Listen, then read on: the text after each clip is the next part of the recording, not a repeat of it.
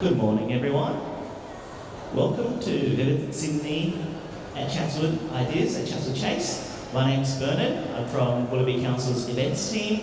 Thanks for coming along this morning to listen to one of our talks. I'll just quickly do a plug about Vivid Sydney at Chatswood. If you haven't been to the night show, go to the back and grab one of these programs. It will show you all of the light installations we have in the evening. If you're interested in other talks, we've got the A4 program. You can grab it at the back as well. We've got talks for another week or so. So talks with designers, the artists that's produced the works here at Chatswood as well. So go grab one and have a read on who's going to speak in the next few days. And now I'll introduce our speaker. It is Ram Castillo. He's a design director, podcaster, author, and speaker. Ram is an award-winning multidisciplinary design director, host of top-ranking podcast Giant Thinkers, is an international speaker and author of 2 books, How to Get a Job as a Designer and How to Get a Mentor as a Designer.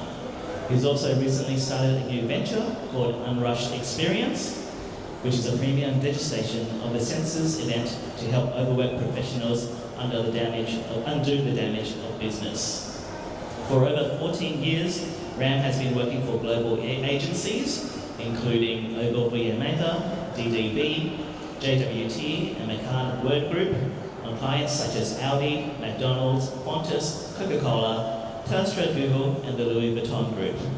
He's currently leading the digital design departments of Mercer-Bell and Saatchi, based in Sydney. Over the years, he's been featured in Communication Arts, How Magazine, Herman and Miller, Defrost, Emergence Creative Festival, GE, Creative Live, and Apple. He's also a regular speaker and writer for the AIGA, the American Professional Association for Design, and his first here now at Vivid Sydney at Chatswood. So please welcome Ram. Hello. Thank you, Bernard. G'day, guys. Thank you for being here bright and early on a Saturday. Thank you to every single one of you for spending time with me this morning. You could be anywhere else, so honestly, I really appreciate that. First time speaking at Vivid, and my first time speaking at a shopping centre. So, hello everybody, come on down.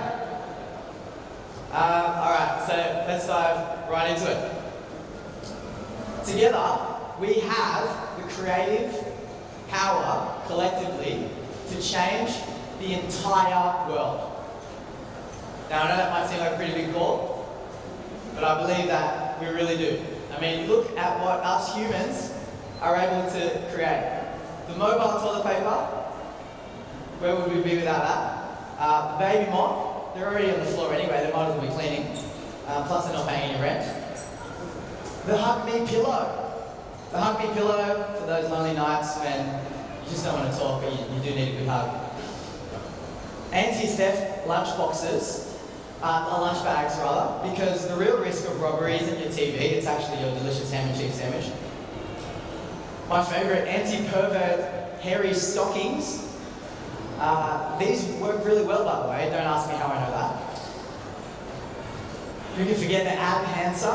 Your ab enhancer, people are nodding, they're like, yep, I got that. And no home would be complete without the pizza scissors.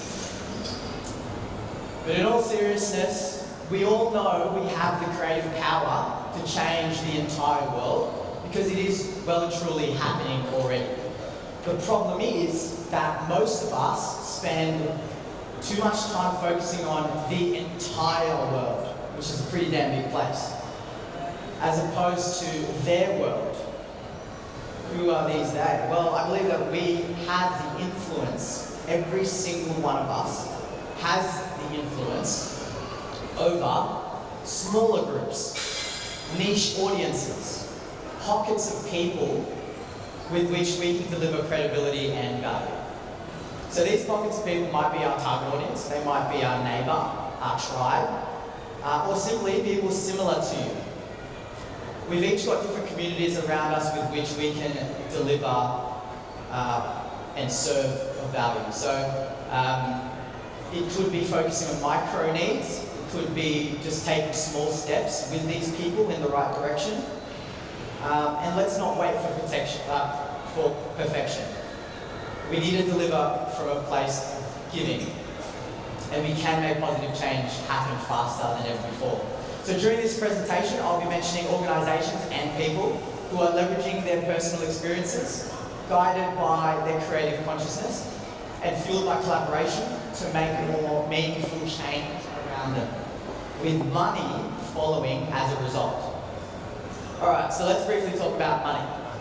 When we look at how money first started, history tells us that it was just introduced as a means to replace barter, to make exchanges more efficient. Because trading with the currencies of goats and sheep worked well in 9000 BC, but not so much now. If you're walking into Chatswood Chase wanting to just buy some anti-pervert hairy stockings and a glass of milk. Interestingly, what predates money is a little thing called debt. So anthropologist David Graeber, a wonderful book he wrote, Debt, the First 5,000 Years, he explores the historical relationship with debt and social institutions such as marriage, friendship, slavery, religion, war, and government, the very fabric of human life in society. A major argument in the book is that when debts are mathematically measured and firmly enforced, the result, widespread impoverishment, violence, and slavery, they're all common results of this. So debt is actually the oldest means of trade, with cash being a much later development. So why is this important? Well, for two main reasons. First, as we explore the impact of giving, we in turn appreciate it as a valid currency other than money. Secondly, it gives us a more accurate context of human needs. What do we want? Why do we want it? What's the price we're willing to pay for it? Nowadays, through money, we're experiencing and exchanging what we perceive to be of something of greater value than the money that we're getting. With Uber, we're really buying time, transportation on your terms, anywhere, anytime, the crown jewels of convenience. With Airbnb, we're really buying a sense of belonging, an authentic local experience. Netflix, we're really buying no strings attached entertainment. And with Spotify, we're really buying hassle-free music on the go. Now, to play with this thought of useful even further, I invite you to immerse yourself in this question. What would it look like, sound like, and feel like if you were 100% focused on creating something that could help millions of people without considering the perceived requirement of money to bring your idea to life? Now, to entertain this even for a second, are your ideas greater than what they were prior to the logistical barriers that often come with ideas?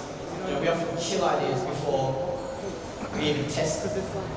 Are your ideas to help people magnified when we remove the thought, I don't have the money to do that? We've all experienced this, even at a small scale. The space between what is and what could be lies in this very thought, and often it's only that 5 seconds, isn't it? That 5 seconds where you're like, man, I can change the world doing something like this. And then bam, you're like, nah, got too much debt, got too much bills to pay, you know, a family to feed. But we know how powerful this thought can be if we back ourselves first. Now, backing ourselves is one thing, but it's not just about having self-belief. Have you tested your hypothesis? Have you created a minimum viable version of your idea, even though it's never going to be perfect? And are you coming from a place of service, of truly helping people? Because when things get tough, and they very damn well will, if you haven't started a venture or a project or a startup already, knowing you're helping people will keep you going. So speaking of challenges, I'll bring two. Some of my favorites. Airbnb. Many of you may know this. So Brian Chesney and Joe Gebbia couldn't afford the rent, their own rent, in their San Fran apartment. So to make ends meet, they decided to turn their loft into a lodging space. And Gabby explains, we didn't want to post on Craigslist. Our instinct said build your own site, so they did. There was a design conference coming to town in San Fran with hotel space limited. So they set up a simple website with pictures, complete with 3 air mattresses and a promise of a home-cooked breakfast the following morning. So the site got them their first 3 renters at $80 each. And after that first weekend, they started getting emails from people asking them when they'd open in Japan, Buenos Aires and London. Now, as I was starting out in the summer of 2008, the founders needed a way to raise money. They bought a ton of cereal and designed special edition themed, election themed boxes, Obama O's and Captain McCain's, which they sold at convention parties for $40, cost about $10 to make, helping them raise $30,000 in profit. How about this? Spotify. Even though you've got the initial funding of your idea, which you may, an example is Spotify, developed in 2006. It was a very rocky start. They announced a first-year loss of $4.4 million. And in 2009, a security breach resulted in subscriber emails being compromised. In 2010, antiviral software Symantec identified Spotify as a Trojan horse. Spotify was known as a virus. And despite these stumbles, Spotify grew very quickly, from 10 million to 20 million in 2012, and now 217 million active users worldwide. So most of us here today, I have no doubt, understands the difference between having money and being wealthy. We experience richness in many different forms that money can never buy. Being generous with your time, that's a rich life. Having quality relationships, that's a rich life. Having knowledge, and having those big belly laughters with your friends and family, they're all currencies without financial measure. I once believed that having more money would provide me the ability to be more. And fair enough, this was due, like a lot of you, to your cultural heritage. My cultural heritage, growing up as a Filipino, my parents, who grew up just having a tough life, and in a third world country, it did pass on to me. But it was only in the last few years that I actually started believing that it was the other way around. I reframed my thinking. It's being more is the catalyst for having more. If you wanted more respect, you would be more respectful. If you wanted to have more patience, you yourself would have more patience. And this manifests through a series of events, which I'll share with you shortly. Now, all of us in attendance here today face 2 challenges when diving into this topic. Don't aim to make $1 million, aim to help 1 million people. These challenges, I feel, are expressed in 2 questions. The first is, what role does creativity play in society today? And the second, what does society actually need? We'll unpack this a little in a minute. But these 2 questions, they're not that easy to answer, because the answer is always changing. We're changing, social norms are changing, they're faster than ever before. Our phones have shrunk the world we live in. The internet has opened the floodgates to open source content, cloud-based computing, real-time broadcasting, immediate interaction, data collection, dominoes without pants on your couch, without leaving, 5 meters from your telly. It's actually funny to think that our devices that we crush candy with have more computational technology than what NASA had sending 2 astronauts to the moon 50 years ago. Amazing. Look what we're doing with it. Now, although we're playing by new rules of distributing our creative value, as we fight for time and attention, we're fighting with cute kid videos, we're fighting with hashtag best coffee ever photos, we're fighting with spam emails from the soon-to-be Prince of Nigeria emailing us that he's really needing a Chatswood recipient. to spend $5 million as a matter of urgency, the fundamental truth still applies. And that is that our creativity needs to be agile, relevant, and useful in both context and content. Now, everyone here in this room believes, even just a little bit, that they are the bridge between creativity and all the other industries it influences. So that means that together, we are a driving force that will continue to guide the behaviour of the entire world. So, hi there here. Hello. Come on down. We're just getting started. So in my exposure to thousands of creative people, I've come to learn that what motivates us are 4 key areas. A sense of community. We want to be part of something bigger than our self-motivations. And we want a sense of connectedness with one another and driving towards a bigger vision. Continuous cultivation of information, continuous learning, growth, that's a big part of our motivations. Increasing our understanding of purpose. It's reason for being, it's making impact, it's leaving a legacy for our children or our children's children, something that they would be proud of.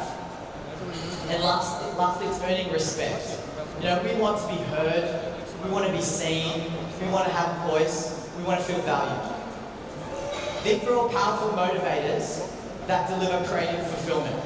But if we look at this another layer deep, one question I've been asked my entire career is this. What is it that can sustain our purpose as creative people? What is it? Now the answer that I've kept coming back to is this. Putting meaningful conversation and storytelling at the heart of everything we do. So this translates to a heightened experience of human connection, something we can all attest to. It's felt deepest too when a fusion of empathy, trust and love is present. Now the reason why I brought the inception of money at the beginning is because for previous generations, creativity has never been about making $1 million. It's never been the primary objective of why creativity existed. The money has been a commercialized result of meaningful conversation and storytelling, whether it be to surprise and delight, to entertain, and to disrupt and to bring awareness. Now it's hugely important to remind ourselves of our why, the deep-rooted reason of our creative voice. Steve Jobs once said that you can't connect the dots looking forward, you can only connect them looking backwards. Now I love this, because when we reflect, we're connecting those dots.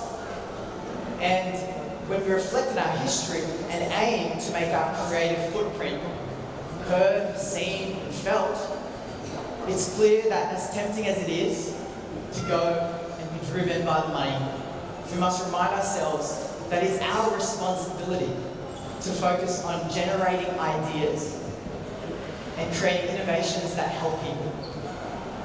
Now we have a government who are focused on creating on creativity and innovation as well as the future of our nation. A few years back, they notified plans of helping us with innovations to get funding, assistance with research, business collaboration, ensuring kids are learning the skills of the future. The Minister announced the National Innovation and Science Agenda committed $1.1 billion over the next 4 years to 24 initiatives. So how do we as creative people champion this ideas boom? Personally, I feel that we have to stop caring so much about what other people think. We need to stop caring so much about what other people think about our decisions and what they think of us when we decide to start something. All of those quotes, comparison is the thief of joy, the Theodore Roosevelt quote that Brene Brown has made even more popular, the credit belongs to the person who is actually in the arena, whose face is marked by dust, sweat and blood, you know the one. This is all true. We all need to get our hands dirty. And we need to understand in a world of hyphens. Gone are the days where you were really good at one thing, or you did one thing well. Now you can be a mechanic 9 to 5. You have a very good morning. You can sell red bow ties to ginger cats on your side hustle Shopify account. You could be crushing that. You could be loving cooking. For some reason, you get on MasterChef and you win the whole damn thing. You can do well and be a rock star at many things. And this is something that I've found myself. The path that I've pursued has me I've had to rethink my career as well. Now, if I may, I'll briefly share a few things of my journey in relation to this topic in the hope of connecting with you and your journey so far.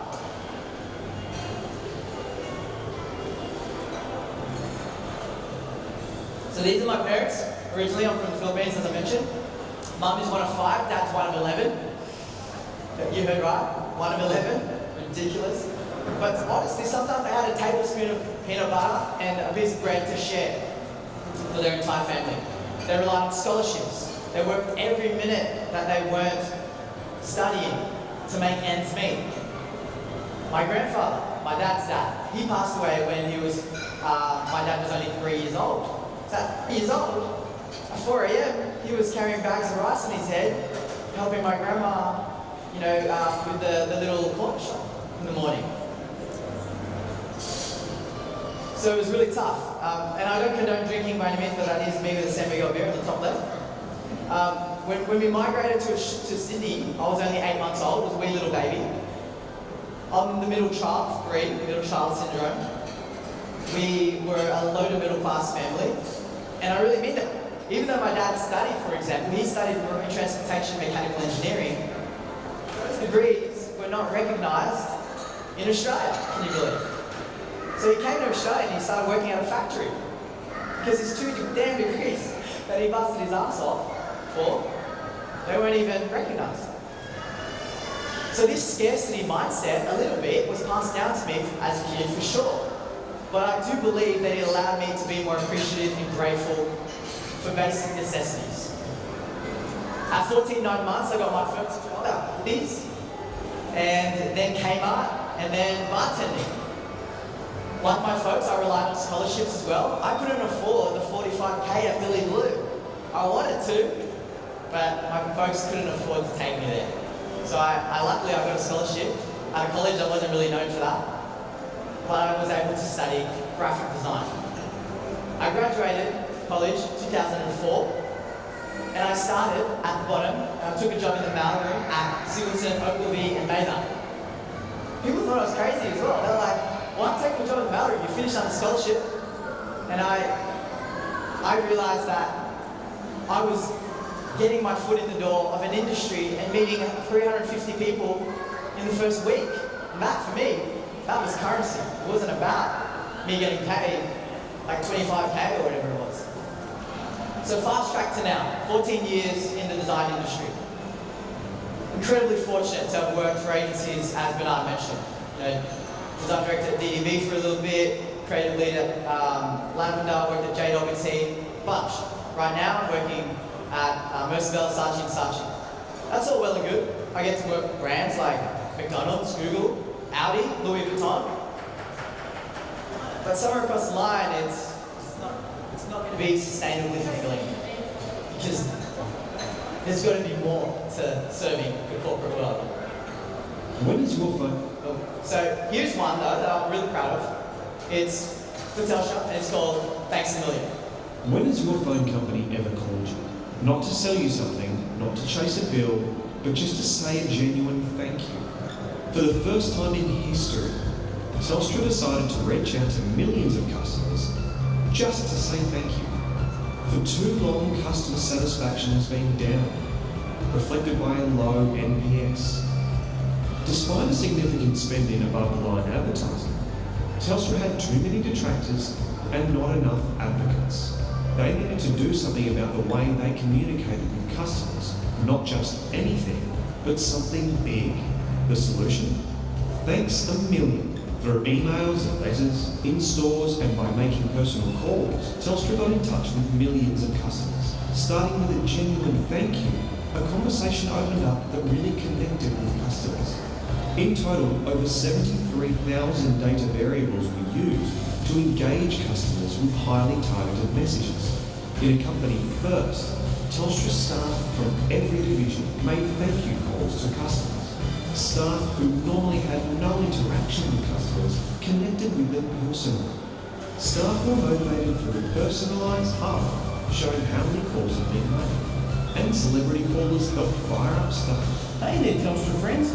It's Barry Quartz here hanging out with you on the intranet. Thanks Million not only hit its target, but surpassed all expectations, with over 3.1 million DMs to consumer and business customers, over 1.2 million EDMs, with a 41% open rate and a 73% read rate, plus over 2 million calls. In total, over 6 million customers were thanked. Most important, customer satisfaction with the thank you calls was a massive 91%, and NPS went up 5 points. Customers were delighted. In calls, emails, and even handwritten letters, customers fed back on how much they appreciated the genuine thank you. Thanks a Million not only changed customers' views of Telstra, it reinvigorated the whole company and gave staff a greater connection with customers, heralding a monumental cultural change. Thank you. It's not the end. It's just the beginning. So the thank you economy really does well and truly exist. This is another project that I was really happy to have worked on. It's got nothing to do with visual communication. It's service design.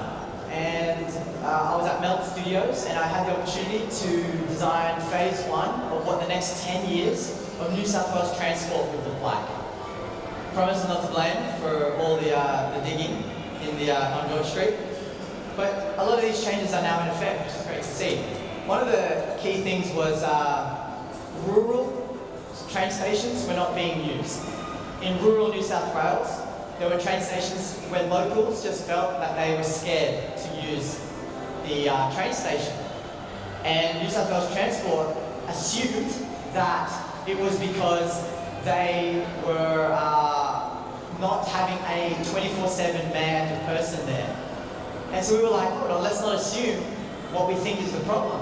So we went out there into these rural cities, literally it looked like abandoned country towns, where people would literally have to drive half an hour to an hour to their local train station, no traffic.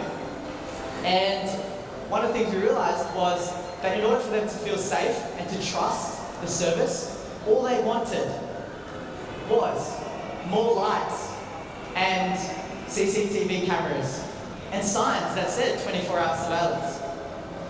So with what they thought was like a 10x type of cost involved, it was much less than that to solve that problem. Now swinging the needle to what excites me the most, and I highly encourage you, if you don't already, to have a side hustle because you don't know where it can take you. This initially started as a side hustle. Who here has heard of Giant Thinkers, by the way? Oh, okay, yeah, like 3 people. No, 2. That person was scratching their nose. Alright, 3, that's good. 97%, I'll take that. For those of you that don't know, Giant Thinkers started as a blog. I just started writing about advice to help emerging designers be employed because I found it so tough to get a job as a designer, personally. People are nodding here going, yeah, I feel you. Look, it's tough. And my friend and I were at a pub and we were just talking and he said, you're wasting your time emailing these people individually and tweeting to people. Just write a blog and send people to that, write an answer once, and you go. Pretty clever. So I did that. And within the first 2 weeks, like 2 people were reading it, my mum and my sister. And then within 3 months, for some reason it got picked up by How Magazine, Communication Arts, AIGA, the American Institute of Design. And AIGA invited me to New York. The executive director said, we need to talk to you. And sure enough, he really did need to talk to me. These big, scary boardroom tables overlooking Madison Square Avenue. Here I am offering him Tim Tams. And he's like, no, we gotta talk business. I'm like, what's up? And he said, how are you engaging with an audience that we're struggling to engage with? What's your strategy? And I'm like, I don't have a strategy, really. I'm just writing to my younger self. And he said, cool, can you write for us? So then I started writing for them. Then I got back home and I started writing my first book. And I was like, yeah, this is, people, I think this is some good stuff here. I think given the blog, I tested the content. And then I approached 20 different publishers and sponsors. And they all rejected me. Not one of them wanted to publish my book. So I self-published, and then I embarked on a 3-month self-funded USA speaking tour, over 22 cities, and I engaged with over 10,000 people. I ended up on Creative Live, of all places, mind-blowing for me. They are the world's largest and fastest growing online learning platform. And then I, crazily enough, did that all again and launched a second book called How to Get a Mentor. And then I did another USA tour as well. And in between those 2 books, I launched a podcast because I was like, man, I'm meeting so many cool people. How do I share this with the world? And so it's coming up to 4 years now. I had no clue about podcasting. I bought equipment that could probably make me a DJ. I don't need any of this stuff. I don't have any audio engineering background whatsoever. I just winged it. Cover your ears, kids. I did Google the shit out of it. And 3 months in, for some reason, it built some traction and managed to hit number 3 on iTunes for the design category. And then there's Here and Now. Living my dream. Speaking at Chatswood Chase.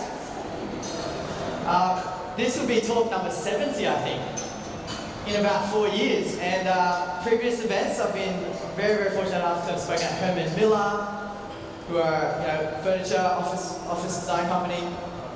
The graduation ceremony at Billy Blue and CATC Design School. Can you believe that? The school that I couldn't afford called me up and said, can you be the industry speaker to inspire these people to not make them shit their pants, that they have a future in design. And I didn't even graduate from Billy Blue. Honestly, that was probably my most proudest moment. Spoke at Defrost, spoke at Apple as well. But I never had any prior speaking experience. I just got out there and I just did it. A lot of cringing when I watched myself back, but you got to do it. Now, all of these milestones were based on scratching my own itch. A common self-sabotaging thought is, but it's all been done before. I can't do that. Blogging, podcasting, you know what? Whenever this thought entered my mind, I told myself, even though it may seem like it's all been done before, it hasn't been done by you. Now, a practical tip I would suggest is that when you found a specific need, don't hold back. Go all in. Start with the perfect desired outcome. You gotta still think about it. And reverse engineer what you want people to think, feel, and do. Bat for the fences, but you have to just do what you can with what you have. Recently, against all logic, I crazily started an events business. What am I doing? But it's called Unrushed Experiences. Because I was noticing more and more that the world is drowning in speed and starving for stillness. We just can never just turn off. I struggle with this so much. My peers were going down rabbit holes of burnout and stress. Myself, I've had a really rough 6 months with my health this year. So this quarterly evening is a degustation of the senses for overworked professionals to undo the damage of busy. That's what that's about. A chance for attendees to unwind, untangle, and be truly present for a night. I mean, we were booking, I was at Hurricanes and they said, you're going to be out in 2 hours. Which slot would you like? 6:30 to 8:30 or 8:30 to 10:30? We have to actually rush through a relaxing dinner. in Sydney these days. It's crazy. So here's a video of the last event. Our hope is for you to unwind, untangle, perhaps for some of you truly feel unrushed for the first time in a very long time.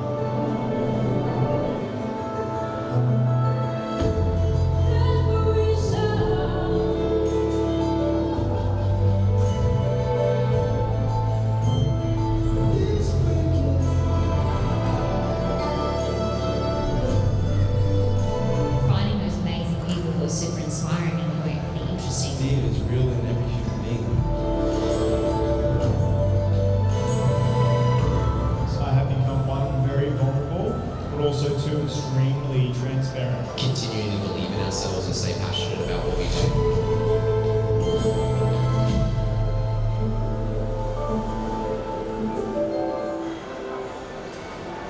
I was always the shortest in primary school, the third shortest in high school. I was never the most athletic, I was never the smartest, certainly never the most good looking. You guys are shocked by that, aren't you? I was always in the friend zone. And I'm not a formally trained writer, I've never studied audio engineering like I said, and I've never had speaking courses. I've never run an events business before. But I pursued all these ventures anyway, and so can you. Give yourself permission to try. Underpinning these ideas, to bring your ideas to life, it's complemented, I feel, really well by 17-time Seth Godin.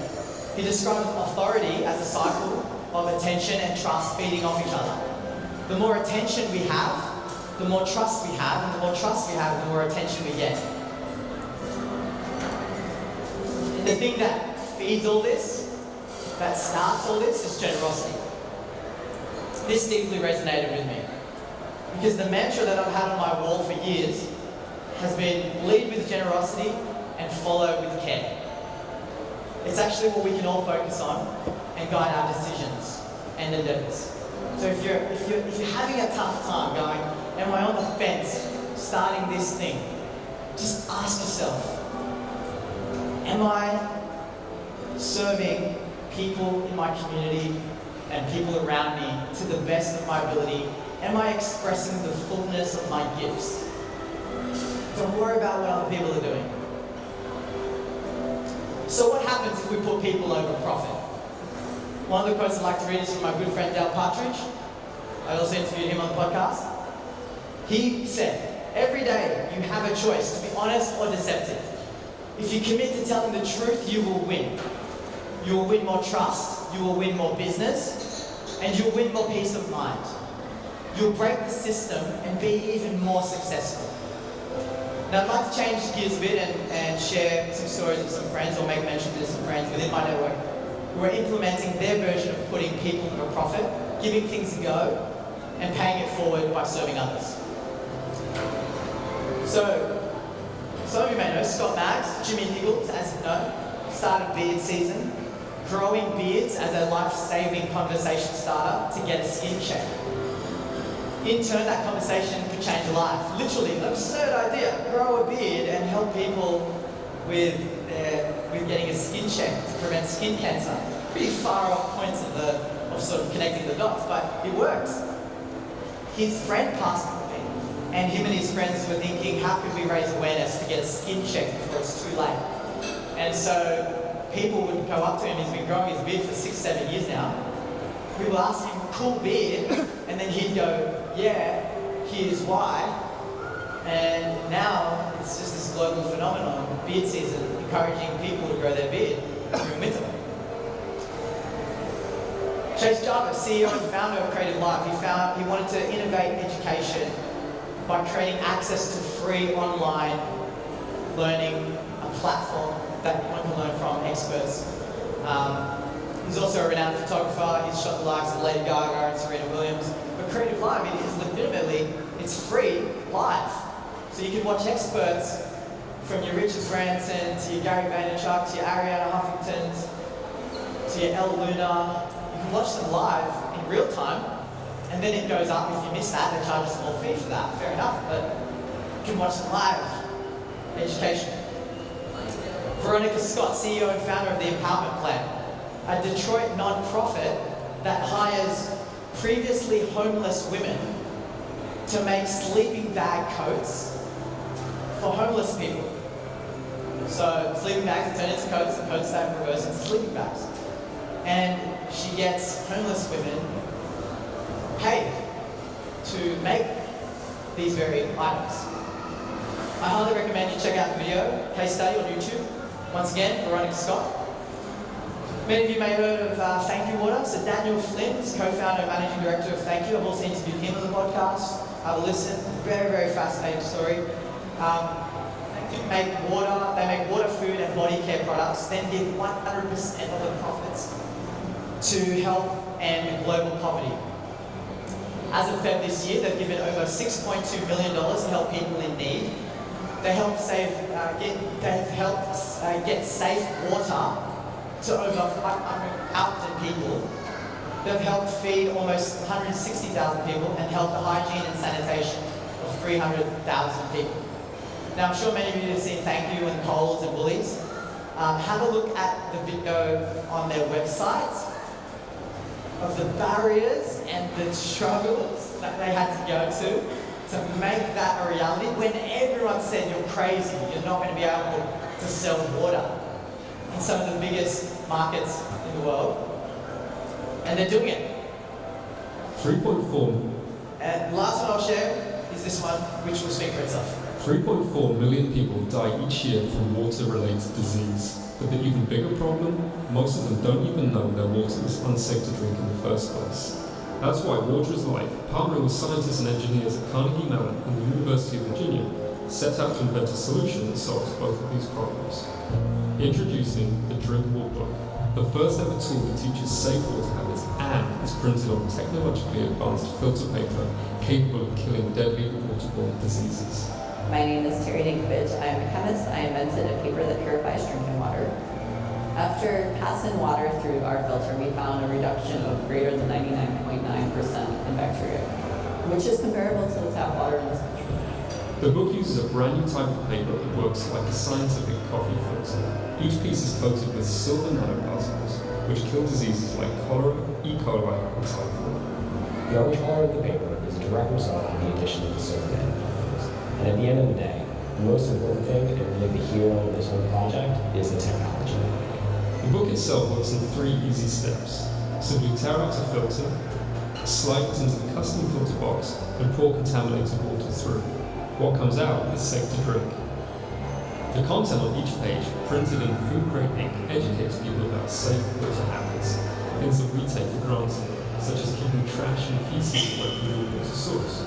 But the best part of the book isn't just that it purifies water or teaches proper sanitation. It's the fact that this filter paper will revolutionize water purification. It costs only pennies to produce, making it by far the cheapest option on the market, and it's extremely sustainable. Each filter is capable of giving someone up to 30 days worth of clean water, and each book is capable of providing someone with clean water for up to 4 years. To learn how you can provide a filter book for a community in need, head to waterislife.com. So that's pretty powerful stuff, right?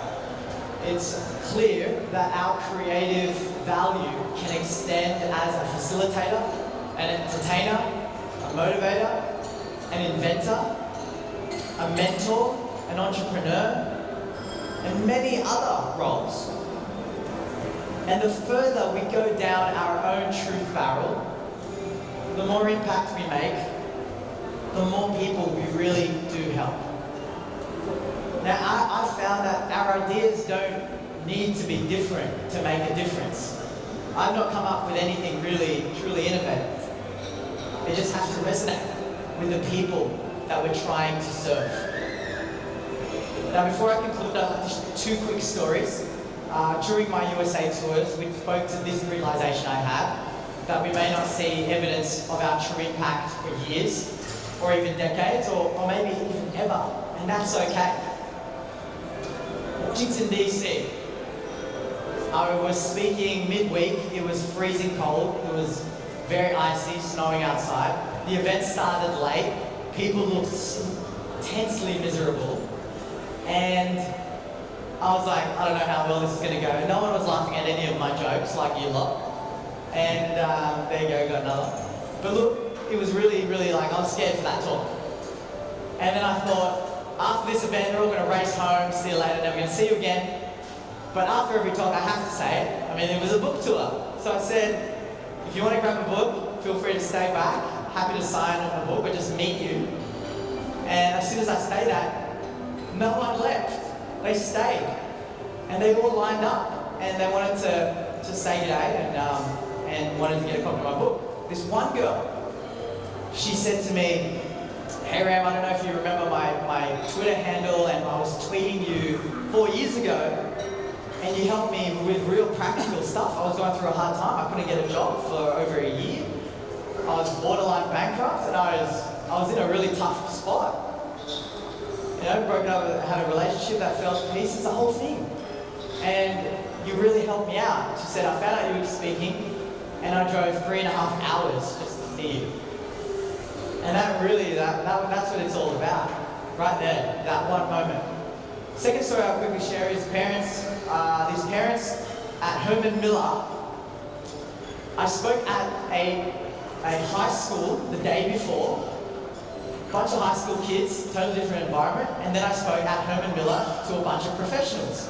After the talk, two husband and wife who worked there, mother and father, they said, you spoke to our daughter at the high school that you spoke at yesterday.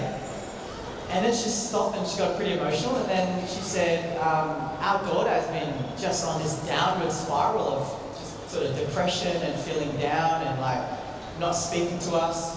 She doesn't even look at us over dinner. She's just not happy about anything.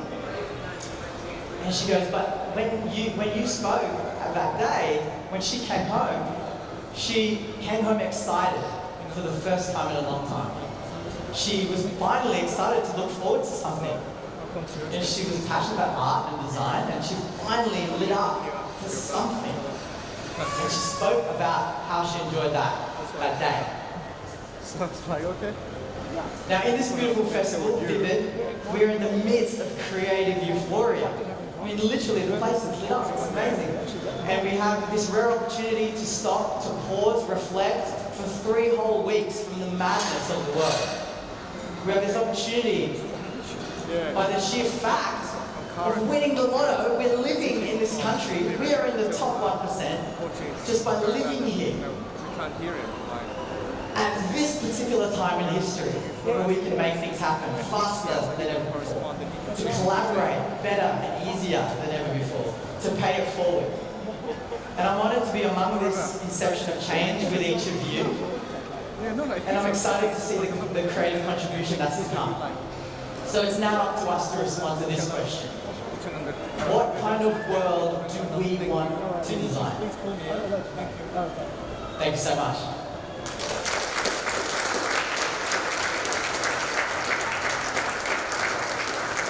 Thank you, Ram. So now we can do some Q&A right now. So if you've got any questions, please raise your hand. I'll bring a mic to you. Any questions? Yeah, don't be shy. We'll keep it casual. Yeah, ask Ram for a job maybe.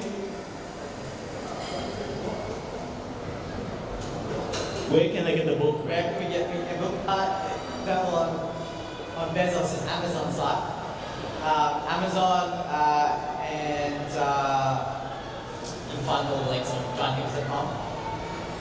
Follow me online as well. I'm highly engaged online. Probably Instagram now is just my number one.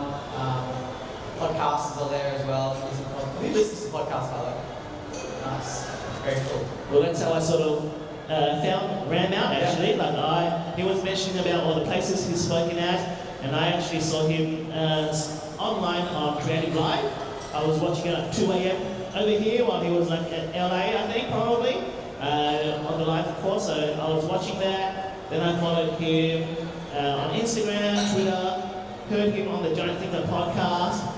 You know, we're pretty much similar, you know, short hair guys, Asian, short as well. So I'm like, really felt, this guy sounds a lot like me. Like, I'm in the event industry, but design is pretty much similar to what I do. Yeah, well, we connected online. We connected online, and honestly, it's amazing. I mean, I've even gotten a job through Twitter. That service design company, Mel Studios, the first gig I got was they found me online through Twitter, and that's how the conversation started. So, yeah. Any burning questions? Let's go. Let's do it. Here we go. I feel that there's a few. You need the first icebreaker question, yeah. You probably get asked this quite often, but regarding a resume, particularly for design, so if I was to deliver you something that was kind of flashy with a bit of animation or something like that, what's your top, what are you looking for in a resume? Like, what jumps out at you? Yeah, that's a good question. What do I look for in a resume? Personally, I've done a lot of hires in my day, and it has now somewhat evolved to just this really simplistic thing, which is when people are looking through your resume, they're looking for the function of the skill set you need to perform in the role, and they get you in for the interview for attitude, your personality, your energy, your cultural fit. Those are the things that you just can't get that from a piece of paper.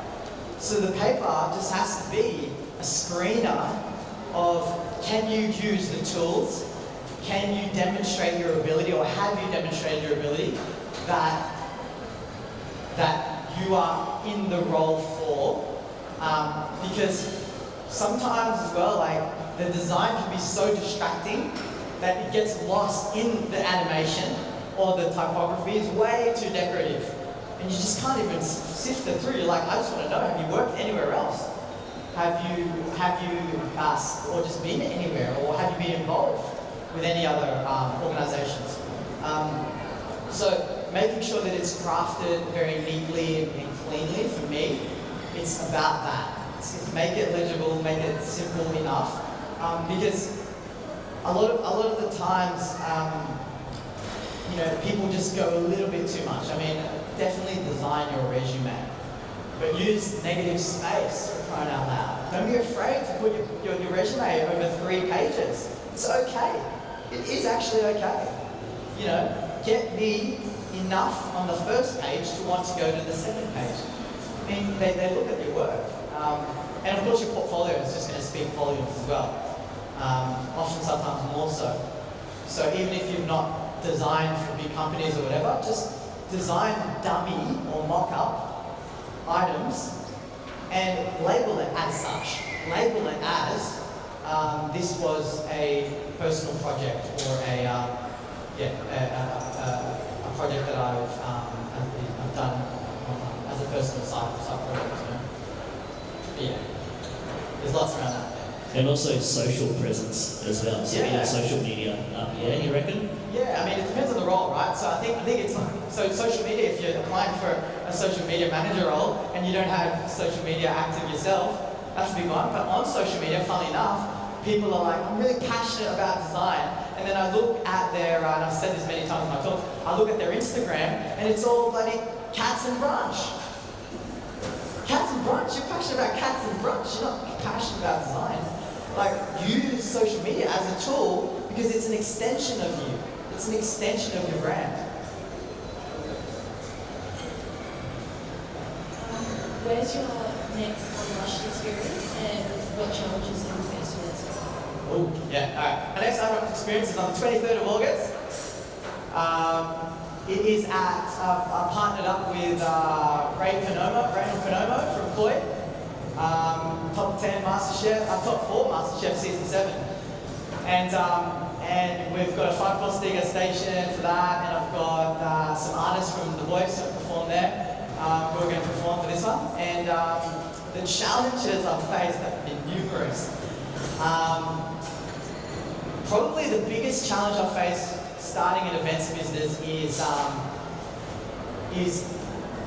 how much time you need to reach out to prospects. I mean, you can put as much Facebook ads as you want, but the seed of it, and if you look at the origin stories of Airbnb and Uber, it all started very local. Like, literally literally a little local city, and it started there. And that's what I'm feeling right now, that I'm starting in Sydney. But I'm starting with my small group of network to help me sort of get this off the ground. So make sure that you just got to make, I hate to say make time, that's incorrect, because we all have the same amount of time. We can't physically make more time, but you've got to choose. That when you choose to start a business, it's on you. It's you're accountable, right? Like it's on your shoulders. It's no one's to blame, not the market. If the market didn't want it, if it failed, if your business failed, it's not the market's fault. Your idea was shite. It's not the market's fault. You know what I mean? If it was good, the market would resonate with that. And I'm far from the market resonating with it fully. But like I said, I was just kind of put together what I had. And the other thing I'd say is, depending on what business, just understand. So match the immensity of your dreams or your goals with the intensity of your actions. So if you're a mum and you're also like working 5 days a week, and then you've got, you've got to take the kids to extracurricular activities, or if you're doing whatever, you'll be real with what time you have to your project and the speed with which that will grow. It's going to be reflected on that. Don't be hard on yourself, but just manage that expectation. But if you're stuck, there are so many people that have done it before you.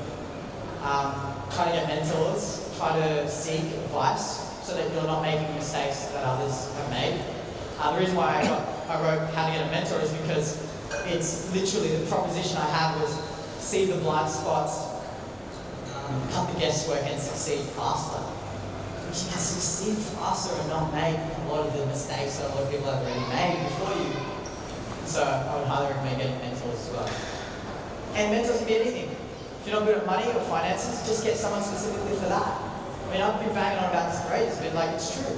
If you want someone that's just good at fabric or speaking, just get someone for that. There is no limit to the mentors you can have. You've got like 30 on the go right now, who I meet. Sometimes every month, sometimes once every 6 months. Sometimes it's just a 15-minute phone call. That is mentorship. You're being guided by someone that has done what you want to do.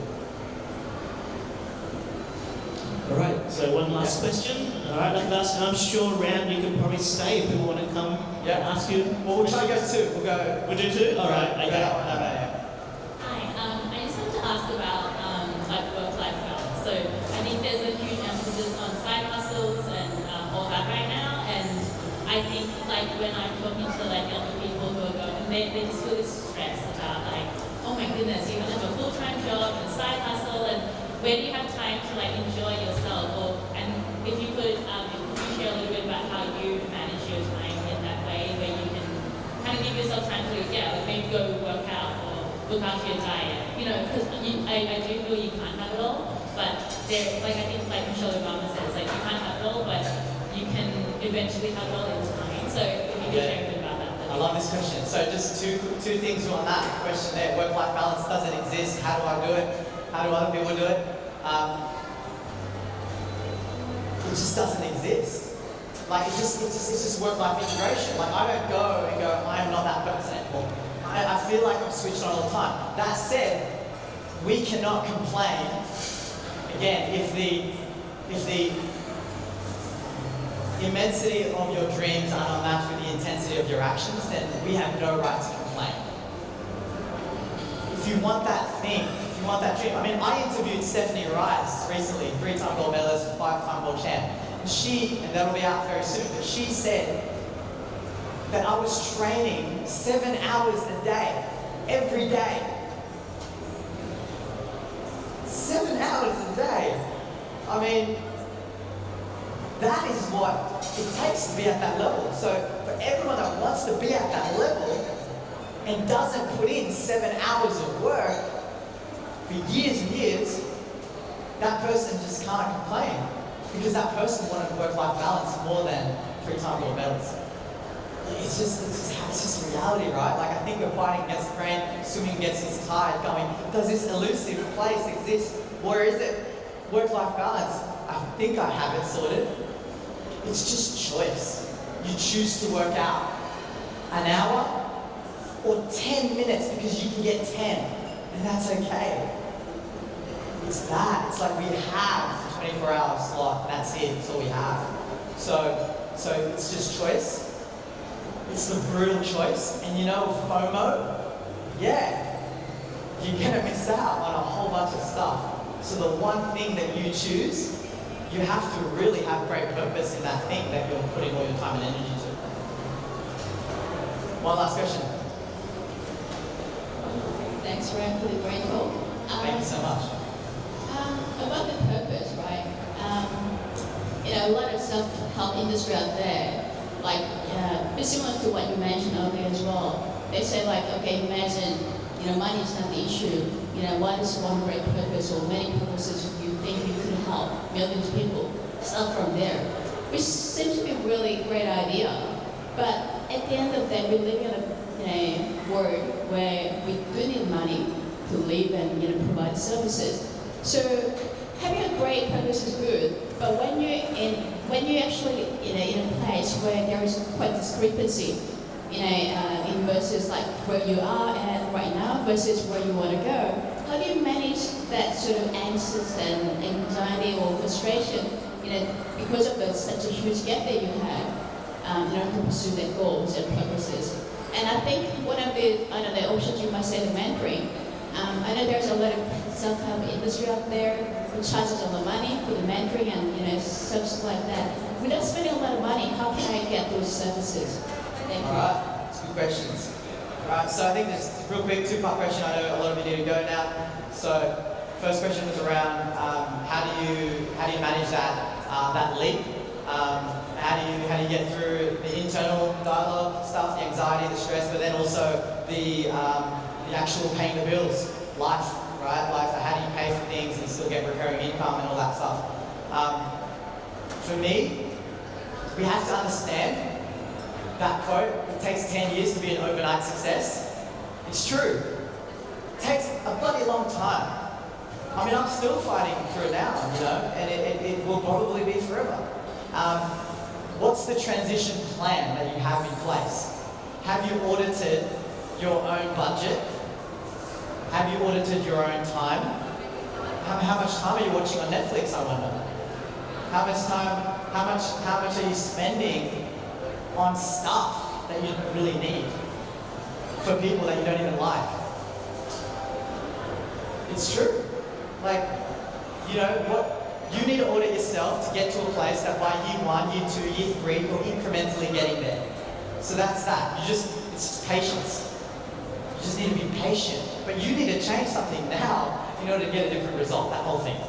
The other thing about mentors, who here uses the DM feature on Instagram? Okay, great. That was more than I expected. How I got in touch with 11-time world surf champ Kelly Slater? Guess how? The DM. My mind was literally blown by that. Built a relationship. How do I get in touch with, who do I interview? Naomi Simpson from Red Balloon, Janine Alice. Instagram DM. Honestly, it works. Not all the time. I mean, I'm still waiting for Obama and what's his name? Good old what's his name? Titanic guy, what's his name? Leonardo DiCaprio. He's up to cool stuff. Out of all the movies, I thought of Titanic. Look, it's just getting involved on social. That's how we communicate now. It's you can build trust and rapport through Twitter, Instagram, or wherever that mentor hangs out. And it's a dance. It's a dance. You gotta dance with the mentor. It's like dating. You gotta almost lure the person in. You gotta get to know the person. They're not just gonna go, yeah, I'm gonna donate an hour of my time to you, random person. You gotta build rapport, right? That's what I'd say. And we'll chat on there. But if you want to say g'day, happy to stick around here. So So thank you so much, and thank you, Vivian. Thank you, Ram. Thanks, everyone.